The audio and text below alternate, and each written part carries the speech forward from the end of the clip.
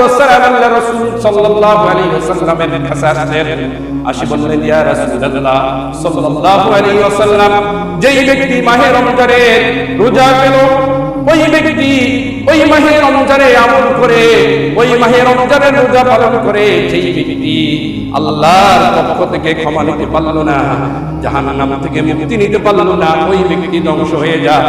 আল্লাহ রাসূল সাল্লাল্লাহু আলাইহি ওয়াসাল্লাম শোনার সাথে সাথে বললেন, আমিন, নাউজুবিল্লাহ বলেন, সবাই বলেন নাউজুবিল্লাহ। এবং নবী, যেই নবীকে তাইফের ময়দানে তাইফবাসীরা মারতে মারতে, পাথর মারতে মারতে রক্তাক্ত অবস্থায় করে ফেলেছিল, পাথর মারতে মারতে পাথরের নিচে আল্লাহ রাসূলকে শুয়াই ফেলেছিল, ওই অবস্থায় জিবরাইল আলাইহিস সালাতু ওয়াস সালাম আল্লাহ রাসূলকে বললেন, ইয়া রাসূলুল্লাহ সাল্লাল্লাহু আলাইহি ওয়াসাল্লাম, আপনি একবার অনুমতি দেন, এই তাইফবাসীদেরকে পাহাড়ের সাথে পিষ্ট করে দুনিয়া থেকে শেষ করে দিন।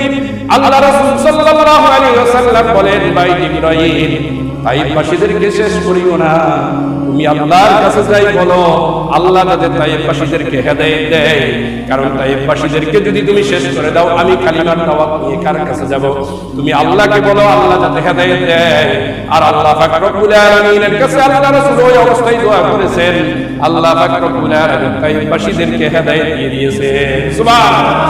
আর মাহে রমজানের কথা আল্লাহ পাক রব্বুল আলামিন যখন বললেন, এ নবী আপনি বলে দেন, আল্লাহ পাক রব্বুল আলামিন বলেছেন, আপনার কোন উম্মত যদি মাহে রমজান পাওয়ার পরেও নিজের জীবন পরিবর্তন করতে পারলো না, গুনাহ মাফ নিতে পারলো না, আমল পরিবর্তন করতে পারলো না, আগে খারাপ আমল করতো, এই মাহে রমজানে ছেড়ে দিতে পারলো না, ওই ব্যক্তি ধ্বংস হোক। আল্লাহ রাসূল এই কথা বলার সাথে, আল্লাহ পাক এই কথা বলার সাথে সাথে নবী এক মুহূর্ত দেরি না করে বললেন, আমিন, আল্লাহ আপনি যেটার উপর রাজি, আমি নবীও সেটার উপর রাজি আছি, নাউজুবিল্লাহ বলেন।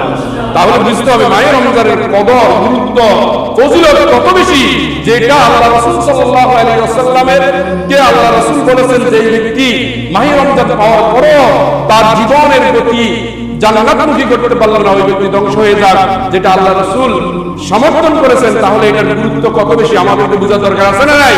আছে।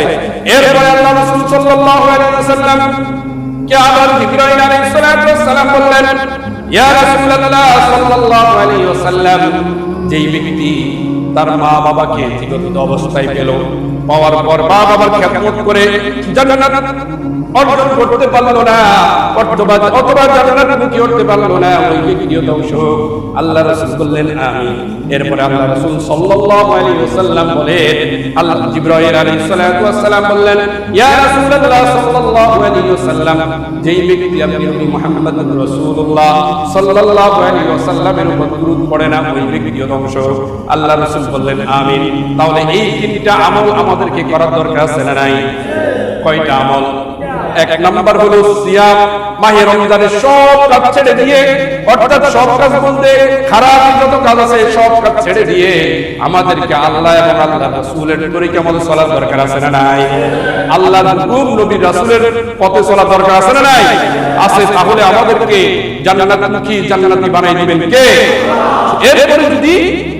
এরপরে আপনার যাদের মা বাবা আছে, মা বাবার খেদমত করবেন ইনশাআল্লাহ। মাহে রমজানে বেশি বেশি খেদমত করবেন। আপনি দোকানে একটা চা খান, চেষ্টা করবেন মায়ের জন্য একটা পান নেয়ার জন্য, বাবার জন্য একটা পান নেয়ার জন্য। এইভাবে আপনি মা বাবার খেদমত করার দরকার আছে না নাই? জোরে বলেন। আল্লাহ রাসূল সাল্লাল্লাহু আলাইহি ওয়াসাল্লামের কথা আল্লাহ হুকুম করেছেন, আর নবী আমাদেরকে বলেছেন, তাহলে আমাদেরকে আমলগুলো করার দরকার আছে না নাই? এরপরে নবীর উপর দুরূদ আমাদেরকে পড়তে হবে। এখন দুরূদ হয়তো কে বলে খাড়াই পড়বো, বসে পড়বো, শুয়ে পড়বো, যেই অবস্থায় আপনি পড়বেন দুরূদ, শুধু এতটুকু হলেও পড়া যায় সাল্লাল্লাহু আলাইহি ওয়াসাল্লাম। আল্লাহ রাসূল বলেছেন, এতটুকু বললে আপনার আমলনামায় 10টা করে সওয়াব দিবেন কে? জোরে বলেন কে? আল্লাহ। তাহলে হাঁটতে, বসতে, উঠতে আমরা আল্লাহ রাসূলের উপর দুরূদ পড়ব তো ইনশাআল্লাহ।